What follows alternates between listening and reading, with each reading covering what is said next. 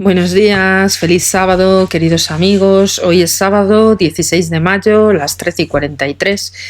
Y bueno, vamos a continuar donde lo dejamos ayer para ver si ya por fin hoy llegamos a la Baja Edad Media y hacemos este pequeño break para que pueda seguir colgando tradiciones e información de la época alto medieval, ¿vale? Vamos a empezar por el capítulo 21 para nosotros, que sería la sociedad alto medieval y sus recursos. Está además introducido este capítulo por el profesor Fernando Suárez Bilbao de la Universidad Rey Juan Carlos, de aquí de Madrid. Entonces, la situación demográfica en la España cristiana es muy difícil de establecer en cuanto que carecemos de datos suficientes para cuantificar la demografía peninsular, etc. Sabemos que la población se diseminaba en la meseta, desde la meseta hacia el Duero, y los estudios de Abadal y Alberto del Castillo, partiendo de los métodos bien diferentes, nos llevan a la conclusión de que los valles del Pirineo contaban con la mayor densidad de población, es decir, que se concentraban en la zona cerca del norte de la península, pegando a Francia. Por otro lado, la invasión musulmana rompió la unidad económica y administrativa que se había alcanzado durante la época visigoda. La creciente marea repobladora, sumándose a la corriente de inmigración mozárabe, prueba singular de las dudas que desde el principio del siglo X, cuanto menos, la población castellano-leonesa iba creciendo con bastante rapidez. Esa inmigración mozárabe no solamente reforzaba los recursos materiales de la monarquía leonesa, sino que además suponía un cambio en los fines de la mentalidad de la lucha. El crítico e historiador Menéndez Pidal ha demostrado que la forma ideal imperial de León se esconde un claro sentimiento de nacionalidad hispánica, herencia visigoda, en la cual se instala por primera vez y por encima la diversidad política. En el siglo X una y otra no eran incompatibles. Hasta el siglo XII la idea de imperio no dejaría de crecer, unida a la conciencia de superioridad política del Reino de León, lo que puso de manifiesto en cierto grado la unión necesaria para poder llevar a cabo el largo proceso de la reconquista. Fundamental la reconquista, ¿vale? Las relaciones personales. En el siglo X fue imponiéndose en toda Europa occidental el régimen de la relación personal que llamamos feudalismo, y que consiste en hacer compatible la libertad personal con un cierto grado de dependencia que afectaba sobre todo a las cuestiones económicas y relaciones públicas. Es decir, eran libres, pero en cierto modo tenían dependencia de sus señores, que eran los propietarios nobles de estos castillos feudales, etcétera, etcétera, y que poseían tierras, riqueza, y que por lo tanto, junto con la monarquía, formaban parte de esta cúspide triangular piramidal, ¿vale? Eran la cúspide, ¿vale? Un segundito, por favor, un segundito. Disculpad, pero es que otra vez mis queridos colegas, siempre dando por saco los perrillos. Bueno, lo que decíamos, dependían de esta cúspide piramidal, lo que se conoce como el vasallaje del feudalismo, ¿vale? Seguimos. En un principio fue aplicado al servicio de armas para poder conseguir ejércitos fieles, y por ello se le dotó de un carácter honorable. Sánchez Albornoz, el historiador y crítico, entiende que ya antes de esta invasión musulmana el reino visigodo había avanzado más en el camino del feudalismo que cualquier otro de los países nacidos de la desintegración romana. Los monarcas visigodos tenían lazos de dependencia con sus gardingos y fideles, y los grandes latifundistas, a recordar que latifundio es una gran extensión de tierra, los grandes latifundistas, propietarios de estas tierras extensas del reino, poseían séquitos armados. La presencia de los musulmanes, con su secuela prolongada y lucha por la supervivencia, frenó el proceso, deteniendo la evolución de la sociedad humana a un estado, o en un estado que podríamos llamar prefeudal. La excepción fue Cataluña, donde formar parte del Imperio Carolingio durante casi un siglo el feudalismo se impuso completamente. Digamos que es la comunidad catalana la primera en implantar un feudalismo propiamente dicho, tal y como lo entendemos hoy en día y como se registraba en aquella época, ¿vale? La documentación recoge la profusión de términos de vasallaje llamados beneficium, elemento personal y real respectivamente del contrato feudal, pero nunca lo hayamos unido como en Francia, ni asimilados a específicas figuras jurídicas. A veces se llama vasallos a personas que ni tienen condición de nobles ni prestan servicio de armas. En realidad, esta expresión no llega a generalizarse hasta el siglo XI por influencia europea, y entonces se aplica de igual modo a los que prestan servicio de armas y a sus contrarios. Desde luego es frecuente remunerar el servicio de armas con la entrega de tierra, el estipendio. Hallamos dos grandes grupos de vínculos personales. El primero está constituido por aquellos que se obligan al servicio de armas, a los cuales se da nombre genérico de fideles o milites. Pertenecen a la nobleza y en los códigos más antiguos se les asegura una compensación más fuerte. El calificativo de bucelarios se le aplicaba en la figura y en la época visigoda a los componentes de estos ejércitos personales que han ya desaparecido, y el de sayón se aplica a individuos que se ocupan de menesteres subalternos de la administración y no tarda a adquirir otro tono despectivo. El segundo grupo de estos sujetos a encomendación o patrocinio de previvencias, una y otra en la época romana, que obligan además a la fidelidad solamente y al pago de una renta por la tierra que han recibido en tal concepto, que no constituyen nobleza. Reyes, magnates, obispos aparecían rodeados de fideles y milites, soldados a caballo, que constituían sus ejércitos particulares, militia o mesnada. El ejército total era tan solo una suma de estos séquitos armados de caballería. La profesión militar se hizo equivalente a un estatuto de nobleza, milites e infanzones, que eran considerados miembros iguales de una clase social privilegiada que, en la dependencia de otro señor, de forma específica de vasallaje, hallaban el cumplimiento de su deber. Se obligaban, en tanto que vasallos, a defender sus tierras, combatir con él, cabalgar a tierras de moros y ejercer la vigilancia de las avanzadas fuera de los burgos, castillos y ciudades. Y este último servicio no hallamos fuera de España, al menos con tal carácter. Se llamaba anubda, del árabe al-nubda, invitación. Ya en el siglo X debió existir en Castilla la doble clase de vasallos que encontramos en la centuria siguiente, de criazón y soldada. Los primeros vivían en la casa del señor recibiendo directamente de él alimentos, vestidos, atenciones, mientras que los segundos tenían una remuneración normalmente en stipendio y que frecuentemente los reyes hacían a sus vasallos donaciones, unas veces eran beneficios, que esto eran entregas usufructuarias a fin de sostener al caballero y sus armas, pero que también podían ser donaciones plenas e incluso hereditarias. En Asturias y León, por lo menos, se llamaba beneficium, con palabras que demuestran claramente el carácter de donación temporal: prestamum atondo o prestimonio. Los documentos utilizan las expresiones de beneficio y prestimonio como plenamente iguales, refiriéndolas a la concesión, a veces temporal y a veces vitalicia. El servicio de armas estaba vinculado a esta posesión y en ocasiones a la percepción de dinero. Durante el siglo X, la característica de los reinos occidentales era la ausencia de grandes señoríos. En este aspecto, el que resalta más directamente la no feudalización. Los monarcas concedían algunas veces la inmunidad o cautum, coto, a ciertos poseedores de territorios, y ello equivalía a la subrogación o autoridad con ejercicio de jurisdicción. Por tanto, la inmunidad equivalía en su naturaleza jurídica a un señorío, y al no existir grandes latifundios no hubo lugar para que evolucionasen más allá de las excepciones privilegiadas. Vamos a ver en este periodo la economía agraria. Los hechos decisivos de la economía de los países occidentales de Europa fueron en aumento de los grandes dominios agrícolas y la decadencia del comercio.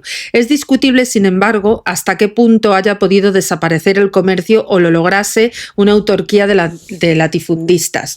En España es indudable que la pequeña propiedad fue preponderante y que el comercio no se extinguió en los siglos IX y X, pues toda la zona controlada por los musulmanes siguió fuertemente insertada en la economía mediterránea y del Oriente Próximo. A través de ella también la España cristiana, en la débil medida que brindaban sus escasas posibilidades.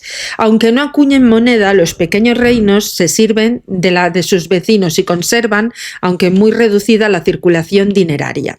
De forma normal, para la ocupación de las tierras a lo largo de toda la frontera fue la presura, y dio origen a numerosas propiedades, sobre todo en el área del Reino de León, el tipo de pequeño y medio. Los ocupantes vivían con frecuencia en pequeñas agrupaciones urbanas próximas a los cultivos, que facilitaban el agua y la defensa, sobre todo en las comarcas del Duero, y de este modelo fue el más frecuente y normal.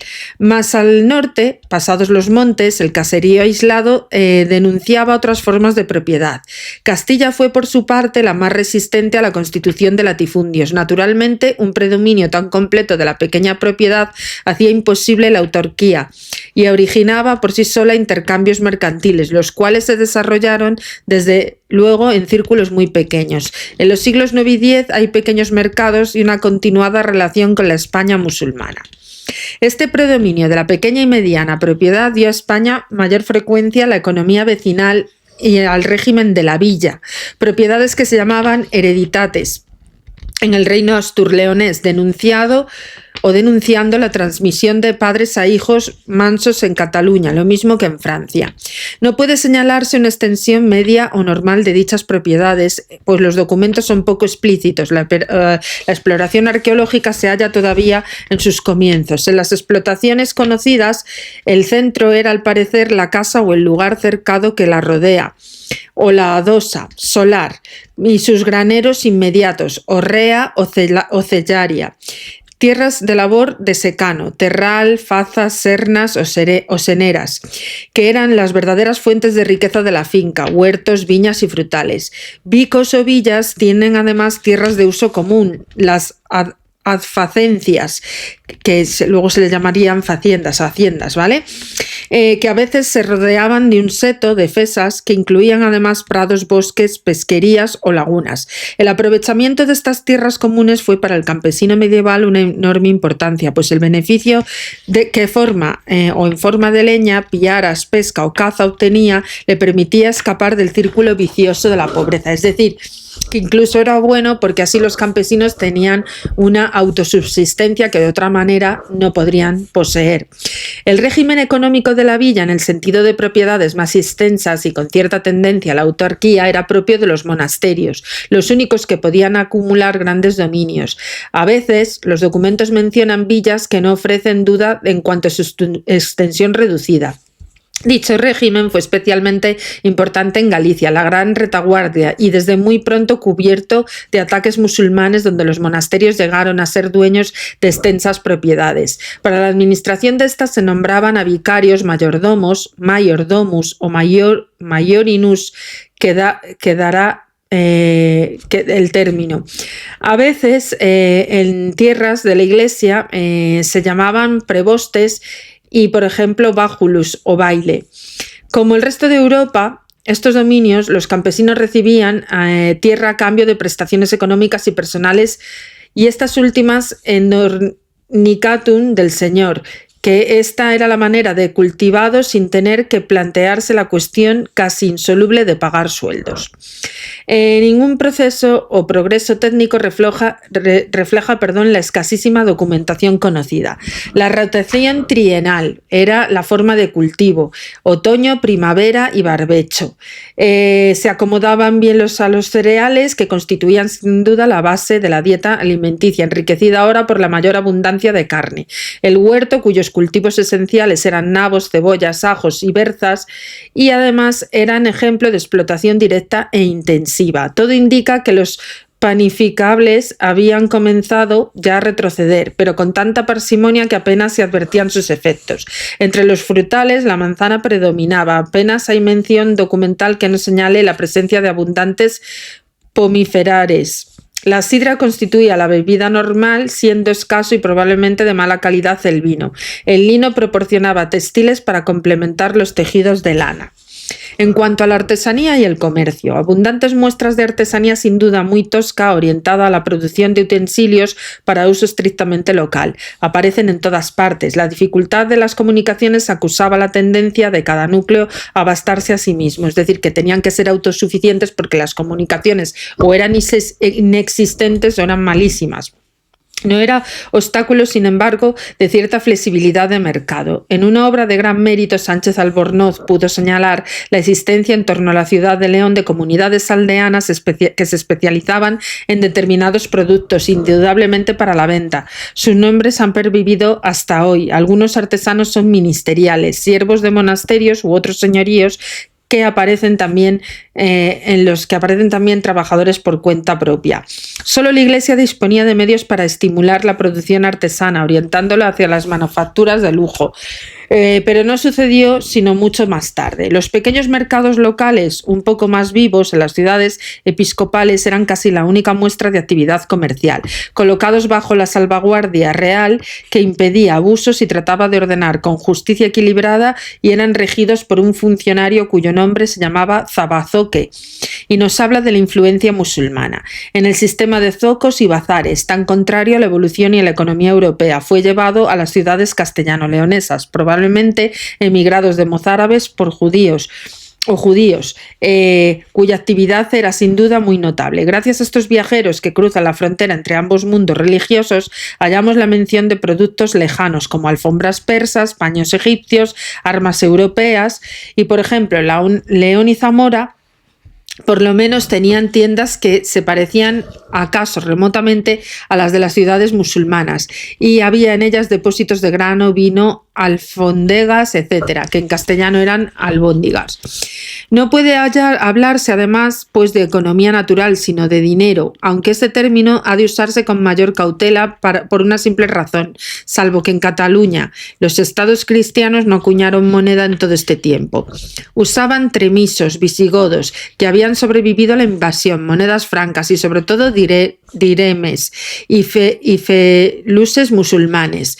Cuando Carlomagno realiza su reforma de la libra, reduce el sueldo de la moneda de cuenta y acuña el cambio en denarios. Modifica gran parte de la estructura monetaria española. En Barcelona se acuñaron denarios del siglo X, primero a nombre de los reyes de Francia, después sin mencionar a estos en absoluto, pero en los mercados asturianos, leoneses y castellanos era frecuente que se procediese a cortar y pesar la plata o a hacer cálculo de los precios per denaratas. Verdadero cambio en que se establece comparación entre el precio supuesto de los productos, con lo cual no hay que entregar más que una pequeña parte de dinero, aquella que constituye la diferencia. Los precios experimentaron a lo largo del siglo X un alza imposible de calcular, dada la imprecisión de nuestros datos. No en la tierra, gracias a las enormes ganancias territoriales que era abundante. Normalmente los precios de los productos de importación, tanto orientales como europeos, eran muy elevados, y les seguía de cerca el ganado caballar y mular. Pero es muy difícil llegar a separar en los documentos lo que puede ser normal en la estimativa de las circunstancias excepcionales que dictaban un encarecimiento local. En cuanto a la clase nobiliaria, una de las cuestiones más difíciles de resolver y al mismo tiempo más atractivas para el historiador moderno es la de la formulación de la nobleza o la formación de dicha nobleza a partir de los restos de la sociedad visigoda, porque la invasión causó tremendos efectos en las capas sociales más elevadas, aunque apenas afectase a los menos. Hemos visto cómo la pequeña propiedad fue un sistema predominante en casi toda la España cristiana, asegurando también el predominio completo del estatuto de plena libertad. A partir del siglo XI, la constitución de los latifundios sería la amenaza o restricción para la etapa de plena libertad, pero nunca llegó a dominarla. La sociedad se ordenó desde el punto de vista jurídico sobre esta base. La población de la monarquía astur-leonesa en Navarra tenía la base indígena sumamente fuerte, apenas afectada por la denominación romana o dominación romana. En amplios sectores de Navarra pervivió el vascuence, uno de los idiomas más antiguos del mundo. A ella se sumaron los fugitivos hispano-romanos o visigodos y más tarde emigrantes mozárabes que preferían vivir bajo un régimen cristiano.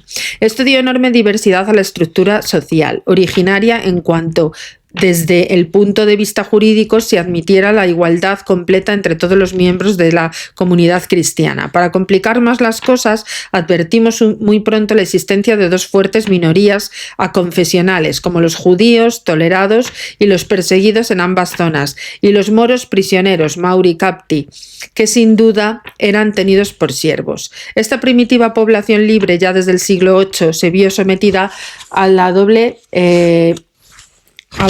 presión para ser transformada. Junto a los reyes caudillos aparecieron algunos fieles que probablemente procedían de la antigua nobleza visigoda y que se hallaban ligados con los soberanos por lazos de relación personal. Desde mediados del siglo XI, estos fieles constituyen la nueva auténtica nobleza de función, compuesta por laicos eclesiásticos que se integran en el aula, forman el consejo del rey y gobiernan mandaciones en nombre de este y reciben el premio de sus servicios, tierras y dominios. Por esta parte, la presura obligó a los colonos a formar parte de grupos armados más capaces de defenderse, haciéndoles entrar en la dependencia de un señor más potente, con lo cual constituía una limitación cuando menos a su libertad. En Cataluña se introdujo el feudalismo según el modelo francés. En el siglo X la nobleza ya se encuentra plenamente constituida. Proporcionan el acceso a esta clase social, la riqueza, el servicio del rey, la vinculación personal con el monarca y la herencia.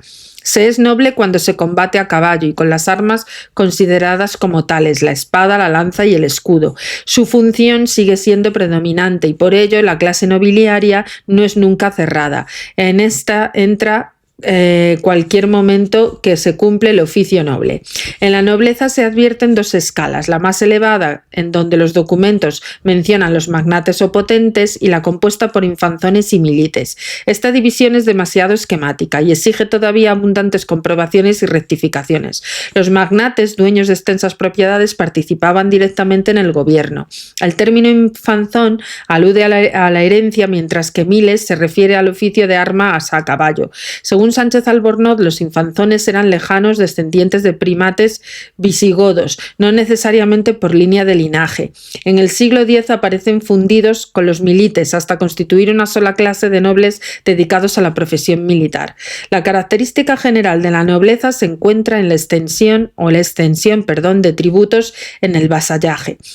Ambas cosas daban a sus miembros la superioridad y privilegios, es decir, que se distinguían porque no pagaban el diezmo.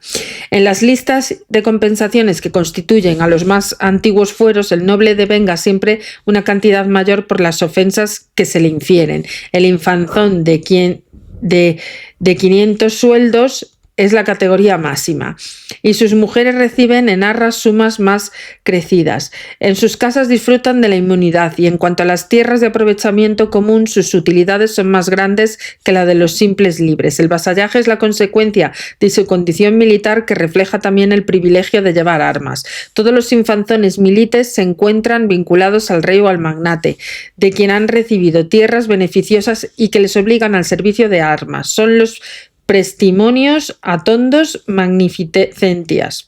En cuanto a los hombres libres, la mayor parte de la población estaba compuesta por hombres libres, pero las condiciones jurídicas y económicas de la libertad eran de tal modo confusas que en la práctica resulta muy difícil distinguir cuándo se trata de un libre y cuándo de un siervo.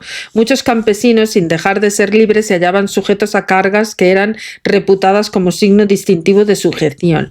En la vida ordinaria las cosas debían suceder de forma bastante parecida a como nosotros las vemos, elevándose la condición económica de los siervos y deprimiéndose la jurídica de los libres. Unos y otros venían a encontrarse fundidos en una sola clase en cuanto a obligaciones, género de vida, el campesinado con muy acusadas diferencias, y en cuanto al grado de riqueza entre sus miembros. Los campesinos son llamados en los reinos occidentales villanos y en la Cataluña paguesos, de pagos campo. El gran número de ellos eran propietarios y su libertad se manifestaba en el precio de la composición de 300 sueldos. De la masa común de cultivadores libres, propietarios, emerge sobre todo en Castilla una minoría, la clase social muy específica, que estaba en condiciones de sostener caballo y armas, cuyos miembros se admitía para prestar servicio en tropas montadas, que son los caballeros villanos. La institución protegida por reyes magnates evolucionó hacia las formas nobiliarias al otorgarse privilegios, fijar en 500 sueldos el devengo de compensación, y no existe en toda Europa ningún otro ejemplo que se asemeje a este. La inmensa mayoría de hombres libres en el campo se encontraba, de una u otra forma, sometida a un señor. La insuficiencia del Estado para asegurar el orden y el escaso desarrollo de instituciones públicas creaban un clima favorable para el desarrollo de la encomendación. Los campesinos buscaban, además, la protección de un señor, agrupándose para mejor defensa y pagando el censo a cambio de dicha protección, lo que implicaba un reconocimiento de dependencia que nunca fue muy clara. Esta es la figura jurídica que los historiadores modernos identifican como la encomendación y el patrocinio, y que responden a formas muy variadas. La primera, el caso más frecuente, era el del pequeño propietario que se encomienda al señor y le entrega su tierra a quien se la devuelve a menudo acrecida, pero con la obligación de pagar en adelante una renta, que era el precio de la protección. A veces el encomendado no entregaba la tierra alguna, la recibía obligándose igualmente a la renta. Era un procedimiento por el cual se podían poner en explotación zonas muy incultas o simplemente abandonadas. En Cataluña, tanto este caso como el anterior, era normal que se exigiese al encomendado un acto de vasallaje sin por ello entender que ingresaba en la nobleza. Otra forma de patrocinio que hallamos pocas veces es la de los hombres libres no propietarios que entraban al servicio del señor para trabajar en su tierra, recibiendo de él alimento, vestido y directamente. Y también no nos olvidemos del derecho de pernada, que algunas mujeres eran sometidas al señor feudal simplemente por formar parte de estas encomiendas. Por último, los siervos que son liberados conservan con el señor o con el linaje al que éste pertenece lazos de dependencia en forma de patrocinio, sin duda ligado también al usufructo de la tierra por ellos ocupada. Todas estas posibilidades de contrato aparecen mezcladas, dando origen a grandes diferencias en el Estatuto de Hombres Libres. En Galicia y Portugal hallamos como más frecuente el incomunatio, que era una renuncia a la propiedad eminente de la tierra, pero no al usufructo de ella, a cambio de la protección del señor, medio por el cual era posible constituir enormes dominios a tenor de la fortaleza política. Y en Castilla y León el patrocinio fue menos rígido y encomendado conservaba la libertad de escoger a su señor, de mar a mar, pagando un censo a cambio de la protección. Y tal es la baetría o benefactoría, que guarda parentesco con el latín beneficium, y que acusó desde luego la tendencia a limitar las posibilidades de elección dentro del linaje o hacer dependencia hereditaria. En cuanto a los colonos y siervos, la libertad, salvo en algunos casos límite que carecen de importancia, quedaba unida a la propiedad. Todos los campesinos que trabajaban por cuenta ajena son llamados genéricamente colonos, como en la época romana, aun cuando no tienen la adscripción a la tierra característica de los últimos tiempos del imperio. Las diferencias en el seno de esta clase eran tan acusadas como entre los hombres libres, pero con un rasgo distintivo que les era común: el pago de un tributo al señor, recuerdo de la herencia recibida por de la autoridad territorial, que se les llamaba por tanto pecheros, de pechar o de pagar, y este nombre acaba teniendo tono despectivo. Libres en cuanto a su persona, aunque económicamente sujetos, los colonos constituían la capa más baja de la población y se les llamaba juniores, literalmente los más jóvenes, en contraposición de los señores, del castellano señores, que eran también nobles. El tributo que pagaban estaba ligado a la tierra por ellos ocupada, cuando no a su propia persona, y eran signo de dicha inferioridad, pues los nobles estaban exentos de cualquier tributación. En el siglo X llegará a generalizarse el nombre del colati, que dio el castellano collazos, para distinguir a los colonos de los vasallos solariegos, que eran también plenamente libres. En Aragón y Navarra se generalizan los nombres de mesquini y noverani, porque entregaban la novena parte de su cosecha. En Cataluña la expresión más corriente era la de payeses. La situación de los colonos dependía de cada caso particular de las obligaciones contraídas con la tierra. De ahí la infinidad de variaciones imposibles de recoger. En general estaban sujetos a prestaciones de jornadas de trabajo de ciertas faenas agrícolas. Su condición se consideraba permanente y aún hereditaria. Cuando la tierra se vendía, ellos seguían su suerte, lo cual ofrecía también cierto aspecto favorable, pues les daba seguridad en cuanto a su permanencia en el campo, fuente de subsistencia. Retenían desde luego las ganancias y en León en el siglo X se les permitía abandonar a su señor, pero perdiendo la mitad de las ganancias y toda la tierra que hubieran roturado. No hay duda de que su situación económica independiente y de la tenencia a crear señorías estaba mejorando. Apenas existe diferencia entre estos colonos y los siervos que se mencionan con los nombres de serví, ornines, mancipios, pueri, ancillae, según los casos. Su número, pasados los primeros momentos de la invasión, solía crecer. Las antiguas normas del derecho romano, que determinaban que el esclavo era una cosa susceptible de enajenación y venta, seguían vigentes y no hay duda que eran aplicadas con sumo rigor cuando se trataba de infieles capturados en la guerra. Las deudas no pagadas y el nacimiento contribuían a incrementar esta desdicha de clase social. La práctica hacía enorme la diferencia entre los servi casati, campesinos establecidos en una tierra en condiciones parecidas a la de los colonos, y los doméstica, que permanecían en casa del señor en condiciones iguales a las de los esclavos romanos, que eran los patricios.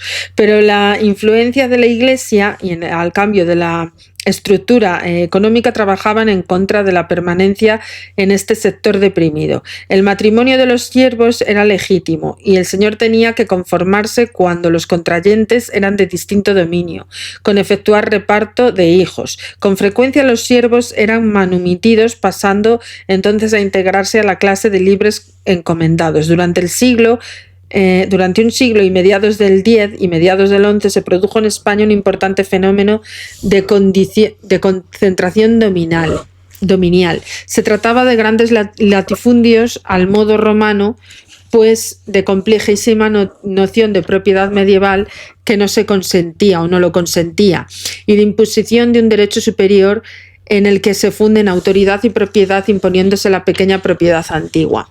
Arriba quedan apuntadas las tendencias de que por la vía de encomendación y del patrocinio conducían a este cambio importante. En teoría no se trataba de novedad alguna, porque los señorías habían existido ya en el momento de la repoblación, cuando ésta corría a cargo de magnates y monasterios. La novedad consiste en el volumen que ahora llegan a alcanzar y que en un plazo muy corto permite la función de los primeros grandes linajes nobiliarios, aquellos que son poderosísimos en el siglo siguiente.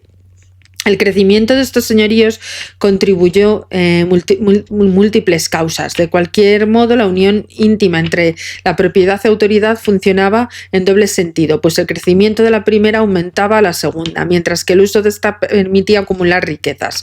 Por ejemplo, las multas que dimanaban de las sentencias judiciales debían pagarse en tierra y a falta de dinero iban a engrosar la propiedad del señor que dicta o imponía la sanción.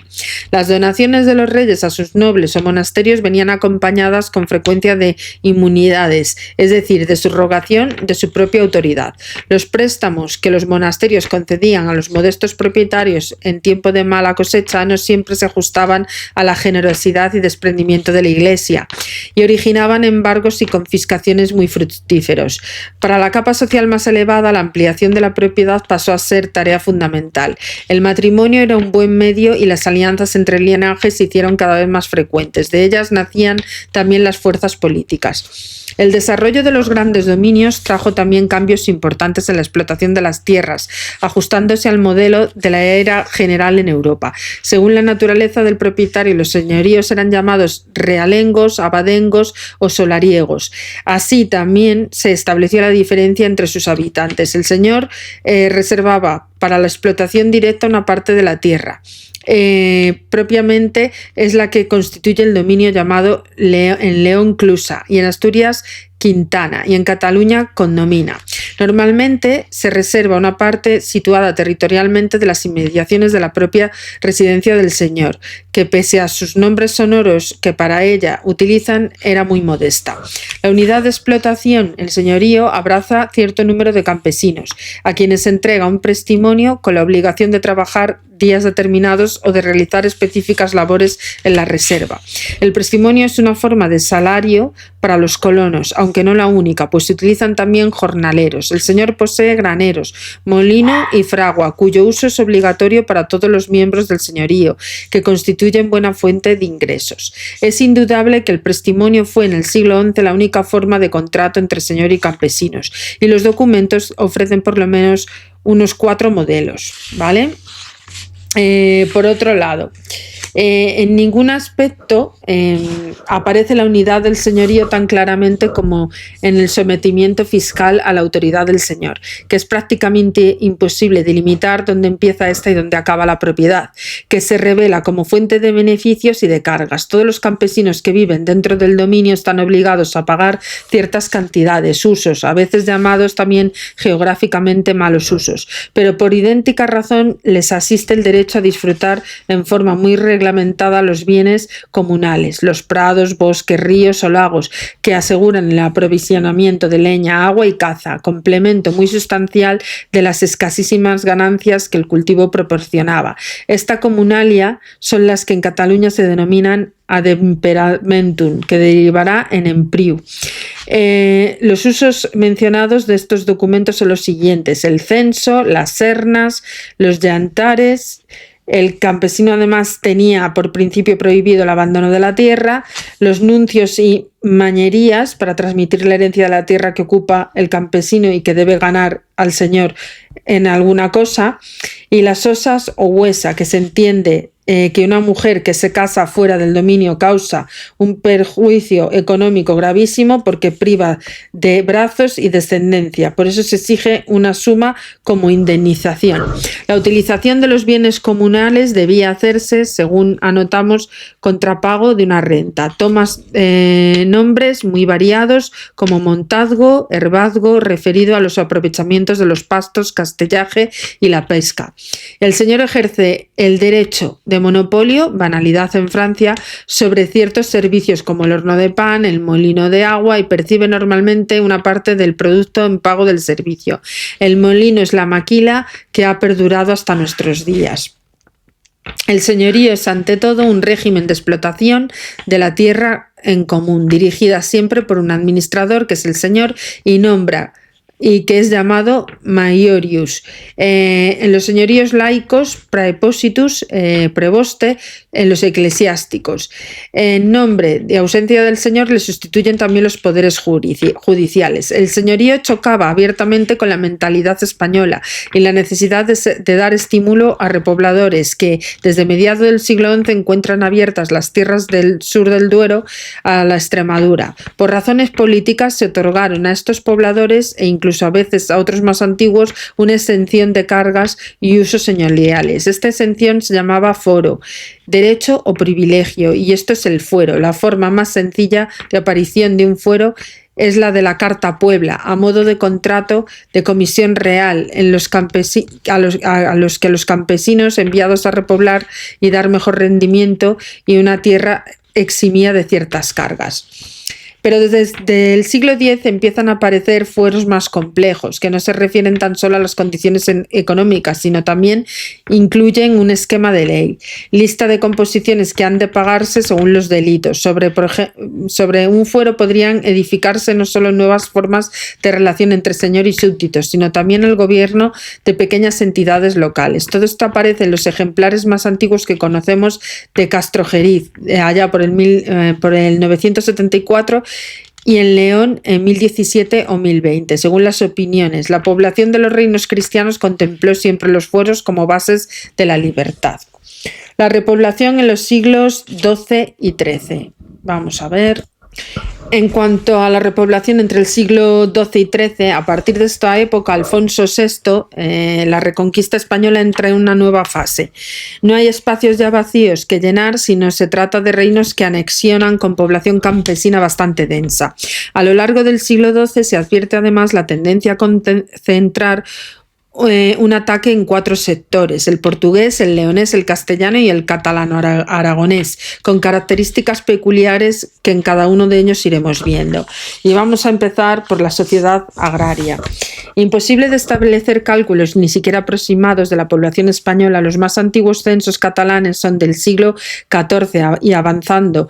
En Castilla ninguno existe antes del 1482. No sería excesivo calcular en 4 millones la del reino castellano-leonés, en más de 1 millón de los restantes hacia el año 1300, preferentemente campesina. Esta población se hallaba desigualmente repartida, pues en Cataluña, con 450.000 habitantes en el momento de la peste negra, era bastante densa, mientras que en las zonas interiores de Aragón y Toledo sin duda era bastante escasa. De cualquier modo, tomada a términos cuantitativos, la demografía castellana era muy superior a la de otros reinos. La población cristiana de origen hispano-romano y visigodo se sumaron minorías de francos, moros y judíos. La importancia y número de los dos últimas fue creciendo a finales de los siglos XII y XIII. Esto originó un visible ambiente de recelo que se manifestaba en las frecuentes disposiciones limitativas de actividad. Moros y judíos vivían en las aljamas, cuya separación física de las comunidades cristianas a las que se hallaban justapuestas fue acentuándose poco a poco. Cada día, la aljama constituía por sí misma una asamblea capaz de deliberar sobre asuntos propios y se hallaba regida por el rabí o judío mayor y con todas las juntas sometidas a la autoridad del rabí mayor de nombramiento real. Hasta los primeros años del siglo XIV, el régimen de las minorías confesionales era notable y la contribución de los judíos, tanto de orden político como cultura, era bastante grande. Retrocediendo a la servidumbre en los campos, se impuso a todos un estatuto de libertad que confiaba en la ordenación de las clases de forma de vida, función política y plataforma económica. De esta manera se jerarquizaban los distintos estados o estamentos de la sociedad. Pero en Castilla y Portugal, menos desarrollados, continuaba incluso en el siglo XIV manteniéndose el principio de sociedad tripartita: nobleza, clero y pueblo, con sentido funcional: los que luchan, los que rezan y los que trabajan. El nuevo sector de mercaderes, artesanos, burguesía era incluido sin más en el tercer estamento. En Cataluña, en cambio, la estamentación de mayors, mitjans o menuts se hacía horizontalmente por niveles de riqueza. La caballería y nobleza, aparentemente plenamente identificadas, un noble, por tanto, combatiente que posee armas y superiores, a quien la posición económica le permite vivir de las rentas de la tierra que produce sin trabajarla, permite también la dedicación exclusiva al oficio de la guerra. En estas categorías, en el seno de la nobleza, estaban ligadas también la naturaleza y la función, pero al premiarse esta con bienes de transición hereditaria como rentas, dominios o señoríos, derivaron hacia un estamento de permanentes en beneficio de los linajes. Los más importantes, que habían sido llamados en el siglo XI magnates, se les conoce en el siglo XII como ricos hombres, calificativo que se extiende a todos los reinos peninsulares. Esta alta nobleza llega a ser en el siglo XII fuerza poderosísima. Las inmunidades otorgadas a los señoríos le entregaban jurisdicción sobre los habitantes de sus dominios. Las grandes empresas de Alfonso VI, las querellas intestinas del reinado de Doña Urraca y las guerras frecuentes de los herederos del emperador permitieron la consolidación en Castilla y León de los linajes del Salazar y de los genealogistas del siglo XVII, que llamaron antiguos, a diferenciarlos de la nobleza nueva, que eran los Trastámara. Los Lara, ascendientes de los González Núñez de Lara, que tenían este señorío en 1089, tuvieron gran importancia en la corte de Urraca y dieron origen tanto al linaje de los Núñez de Lara, cuyo papel hemos visto, como el de los Manrique, tan decisivo en el siglo XV. Los Haro descendían del mayordomo del rey de Navarra. En 1042 Íñigo López gobernaba Vizcaya. Eslava y Guipúzcoa, en nombre de Sancho III el Mayor. Los fieles luego a los monarcas castellanos fueron beneficiados personalmente del crecimiento de la frontera oriental castellana. Ni el Cid ni Pedro Ansúrez pudieron fundar linaje porque carecían a su muerte de hijos varones, pero la hija del conde, María Ansúrez, casó con Fernando Ruiz de Castro, señor de Castrojeriz. Ansúrez le encargó luego encaramar a sus nietos Gutiérrez Rodríguez Fernando de Castro, al último Castro Fernán Ruiz, muerto en tiempos de Enrique II, superviviente final de la nobleza antigua. Bueno, después hay también una baja nobleza, cualquiera que sea su origen, parece fundida en una sola clase, la de los hidalgos, a partir del siglo XII. En ella se absorbían tanto los infanzones como los milites antiguos por una misma razón, que se juntaban en la profesión y el nacimiento. El origen de la palabra parece indicar hijo de algo. Cierta consideración económica se ligaba a la prestación de servicios de armas a caballo. La exención de impuestos garantizaba su condición aristocrática.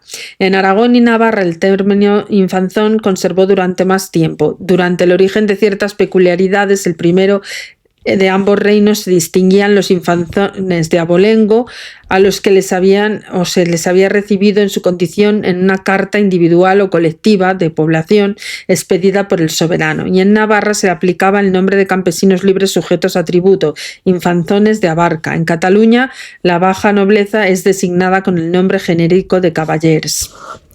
Las fórmulas de la servidumbre. Una gran confusión seguía reinando en el campo de las distintas capas de la población, puesto que los grados diferentes de relación con la tierra engendraban modificaciones en el Estatuto de Libertad de los titulares. A finales del siglo XII la servidumbre había desaparecido para casi toda la península, pero las limitaciones seguían subsistiendo.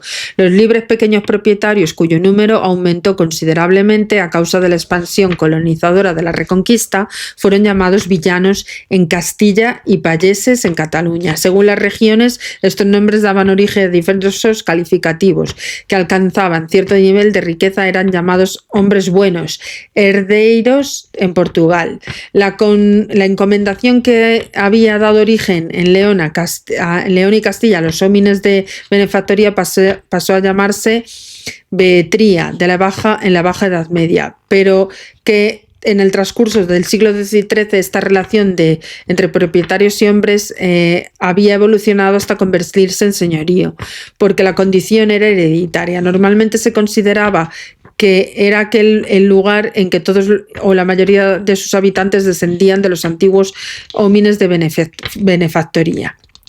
Ello no obstante, la característica fundamental de este periodo de los siglos XI al XIV es la progresiva anulación de la servidumbre. Ya en el siglo XI la legislación leonesa negaba al señor la potestad sobre la persona de los siervos, reteniéndola en cambio sobre sus bienes cuando abandonase el solar. En el siglo XII eran pocas las ocasiones en que se permitía al señor apoderarse de todo parte de los bienes muebles del siervo, aunque éste abandonase su solar. Normalmente se les permitía conservarlos. La liberación llegó con los fueros. La necesidad de atraer campesinos movía a los repobladores a otorgar condiciones jurídicas muy favorables a las de las fundaciones nuevas. Así, del mismo modo, la necesidad de conservarlos en sus viejos domicilios impulsaba a los señores a mejorar el estatuto que guiaba su existencia. En cuanto a las explotaciones agrarias, pues más o menos se sigue manteniendo el mismo sistema. Hay un renacimiento además del comercio y de lo que es las clases que se dedican a los pequeños mercados, etcétera, etcétera. Y luego, pues evidentemente hay una prosperidad tanto en el área catalana, en el área de Portugal, y un alto desarrollo del comercio por la influencia del mar, etcétera, etcétera, y el sistema monetario. En fin, pues básicamente aquí terminaría lo que es la sociedad en general de la Alta Edad Media, incluyendo después de todas estas repoblaciones, etcétera, etcétera. Y luego nos quedaría hablar de la organización política de los reinos cristianos antes de comenzar ya lo que es la Baja Edad Media.